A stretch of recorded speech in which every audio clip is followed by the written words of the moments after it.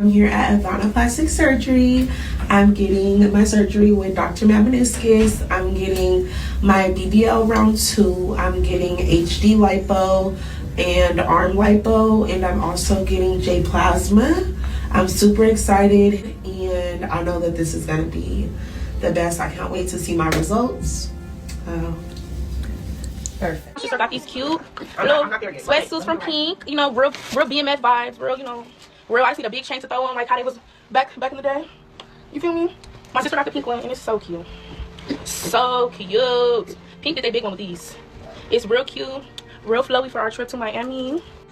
So I'm headed to the airport to get my surgery. My sister's pre-op is tomorrow. Mine is the next day. So we're gonna be vlogging. I'm getting my BBL round 2. Lipo 360, ab etching, and arm lipo. So stay tuned. And yeah, I'm gonna eat you up. We're landing. We are on our way to the recovery home. Well, we made it to Keela's recovery home. It's so bomb. Fully stocked on everything that you need. This is me and my sister's room. She'll be in the recliner because she's getting the tummy tuck and BBL. I definitely recommend Keela's recovery home. Like, this is so tea.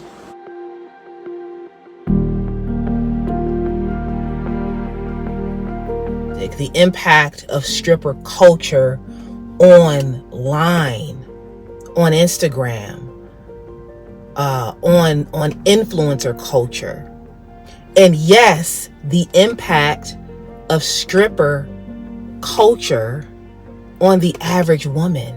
My question here is, if you identify as an average everyday woman, a woman that goes to Costco, as I am getting ready to do now, goes to Walmart and Target, you know, goes to the grocery store. If you have children and you go to PTA meetings, or you're going to their games and just doing regular things, why do you need to look like a stripper? And you can say, well, Naka, that's not fair. A lot of women were not going for the stripper look.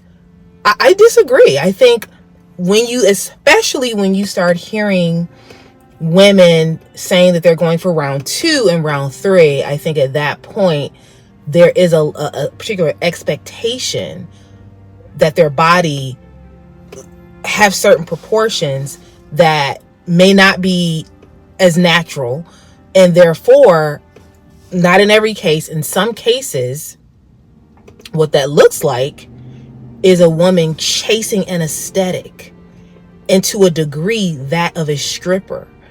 And we understand why a stripper or a, SEX worker, or, maybe even someone in entertainment, like a celebrity, we understand why that person would have a lot of pressure to have a certain body. But my question is, as an average everyday woman with children, again, dropping the kids off at play dates and at their practices, and going to church, just naming all the basic things that we do, why do you need that type of body? And to be clear, I know why you want that body. Okay, I'm not talking about what you want. I'm talking about what you need, as far as in a healthy way, healthily getting through life, even just being out and about, the way in which you interact with people. Do you think the stripper body is going to garner you more respect? Is it going to get you more dates? Are men going to have a deeper reverence for you because you have it will get you attention, but the attention that you get, is it going to be fleeting? Probably so. And is it going to be worth it? The attention that you're going to now get because now you got around to, or you got a BBL, is that attention going to be worth the risks? And for some people it is. For some women it is. And I'm not talking about, people who have loose skin or they have some kind of physical issues. I'm talking about women who, by and large, okay, I'm not talking about women who have perfect bodies, but I'm talking about women who, by and large, are proportionate, by and large, are healthy, because you actually have to be healthy to even get surgery in the first place. So we're talking about healthy bodies and women inflicting harm or trauma, I should say, on these healthy bodies. That is what surgery is, to be honest. People try to make it sound glamorous and talk about, what do they say, nipping and tucking. I'm gonna, get this nip and this tuck, and they downplay the fact that it is actually trauma on your body. It is with the cannula. And some of you, if you're medical doctors, excuse me, because what I see when I see surgeries being done online, or the times that I've seen it, it's like, like a stabbing, if you will. And, and so that is very traumatic. And so, of course, most people are going to need high levels of medication to cover up that pain. And that can then open up a host of other problems. So again, I think it's really looking at the root of it all. So tea. Hey guys, so I am running on 30. That coffee puts you to sleep. 30 minutes of sleep. I thought I was gonna be up with that little coffee, but we are on our way to Avon for my sister's pre-op, and I'm a little delusional, but it's gonna be alright. It's gonna be alright. I'm gonna make it through this. Okay, so update. I am currently waiting for my little sister to get out of surgery, because her surgery is today and mine's tomorrow. So she gets out at 8:30, and then I'm gonna get dressed because I'm gonna be there when my baby get out. I'm like having the most anxiety. I'm not even supposed to be drinking coffee before my surgery, but I don't care. I'm having anxiety, and I just hope her surgery goes extremely well. And yeah, so just stay tuned. I did record some videos before she left, and the full blog and TikTok will be up in a couple days. So I just finished my pre-op. I'm currently waiting on Dr. Shane McDaniel so I can show him my inspiration pictures and just what look I'm going for.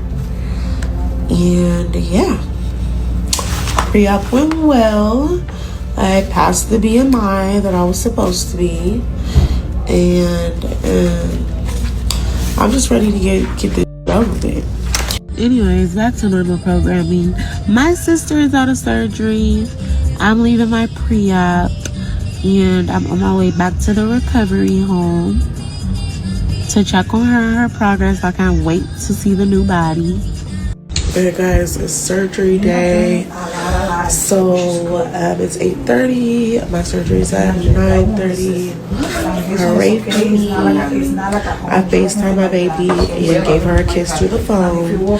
I am not scared. I'm just scared for when I wake up, because coming off anesthesia is a shit show. But yeah, pray for me. Keep your prayers with me. Wish me a speedy recovery. Yeah, let's do this. Let's see. Keela unlawfully gave my sister Percocets that were not prescribed to my sister at all. They never picked up my sister's prescription. Someone contacted Keela asking where was my sister's meds. She said the pharmacy where it was at, which means she never picked up my sister's prescription, and paying just how I was. And Keela took advantage of that, and she did give my sister the pills. She did not put them in my sister's hand, any of that. She put them in my sister's mouth and gave my sister the pills. And I just remember my sister going to sleep. My sister never woke up. I woke up from my nap. My sister was in the same position she was in for the whole day.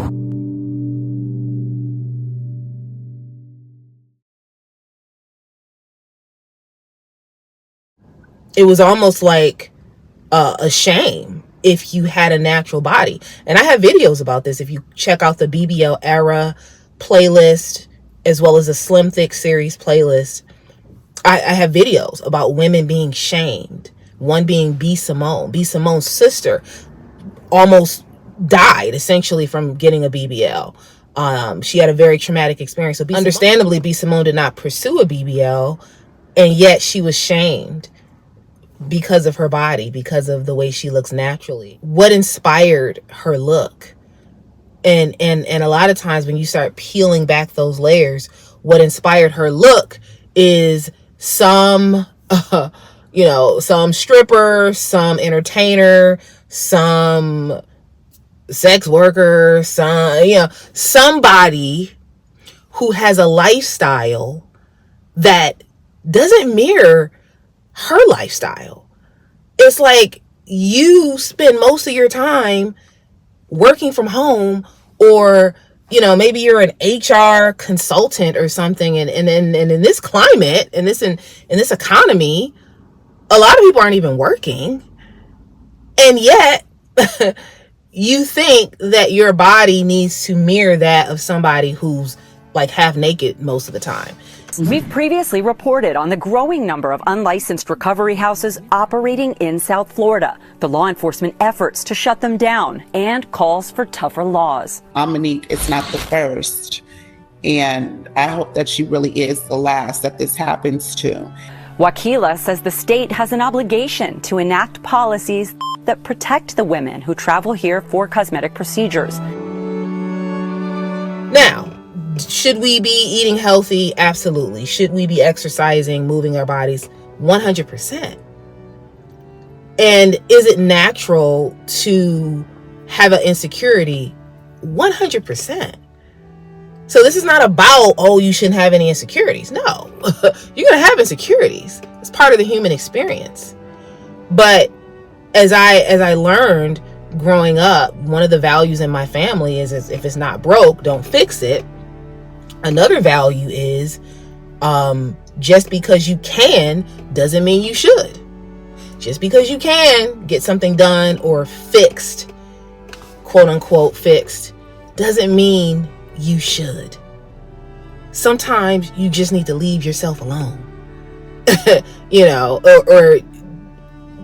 I believe in maximizing your strength. So whatever, what is that called? I believe in working with what you have, and whatever that is. Everybody's going to have body parts that they feel like are their biggest assets. No pun intended. But they're going to have parts of their body that they're proud of, and then other parts where they're like, and for a lot of women, the part that bothers them is going to be the midsection, especially as women age, and especially after women have children. The midsection, as well as apparently the buttocks is probably another area of insecurity, which is why we saw a huge spike in Black women getting surgery not long ago. But it's realizing that most people who get surgery, it does solve a problem, and in many cases it creates a new problem. So it does satisfy that desire, and then it opens up a new desire to then get another thing fixed. And it's like you have to make the decision about how you want to live your life and what you want to value. This is no shade or no shame to anybody who's pro surgery, but it's understanding the risks. Even Melissa Ford recently talked about feeling incredibly insecure at the height of her career because there are things that she did not like about her body. And it's hard to imagine because many of us see her as having one of the best bodies of our time. But again, this is very normal and to a degree sad and unfortunate that women self-loathe the way we do, but it's typical. And these are things that I want to talk about more on this channel.